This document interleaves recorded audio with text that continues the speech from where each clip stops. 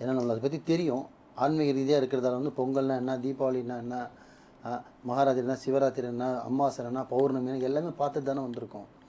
So பொங்கல்ன்றது பார்த்தீங்கன்னா ஒரு festival. அந்த ஃபெஸ்டிவலில் சொல்ல வர கருத்து என்னன்னா, அந்த ஃபெஸ்டிவல்ன்றது வருஷத்தில் ஒரு நாள் வருது.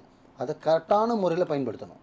இப்போ எப்படி அமாவாசை நல்ல நேரம் கெட்ட நேரம் நம்மளுக்கு கரெக்டாக வருதோ, அந்த மாதிரி ஃபெஸ்டிவல் தீபாவளிக்குன்னு இது தான் செய்யணும், பொங்கலுக்கு இப்படி தான் செய்யணுன்ற ஒரு சில விதிமுறை இருக்குது.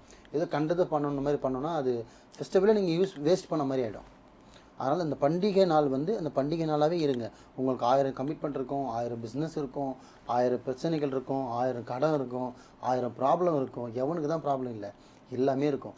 எல்லாத்தையும் மூட்டை கட்டி ஓரம் வச்சுட்டு அன்றைய பொழுது பொங்கல் முன்னிட்டு ஃபேமிலியோடையும், தன் பிள்ளைங்களோடையும், மனைவியோடையும், பெற்றோர்களோடையும், உறவினரோடையும், சொந்தக்காரோடையும் அன்றைய பொழுது ஒரு நாள் ஃபுல்லாக நீங்கள் மூவ் பண்ணிவிட்டு அடுத்த நாள் கூட நீங்கள் ஜாலியாக அவுட்டிங் போங்க, வெளியில் போங்க, மூவி போங்க, எங்கே வேணாலும் போங்க, தப்பே கிடையாது. மற்றவனுக்கு துன்புறுத்துகிற மாதிரியோ மற்றவனுக்கு கஷ்டப்படுத்துகிற மாதிரி இல்லாமல் இருந்தால் போதும். ஆனால் அந்த பொங்கலை வந்து வீட்டுக்காக, சொந்தத்துக்காகவும் நம்ம இந்த வருஷம் இருக்கோம்பா, அடுத்த வருஷம் இருக்குமா இல்லைன்னு தெரியல. அப்போ நம்ம என்ன பண்ணணும்? இன்றைக்கு இறைவன் கொடுத்த நாளை வந்து நம்ம பயன்படுத்தணும்.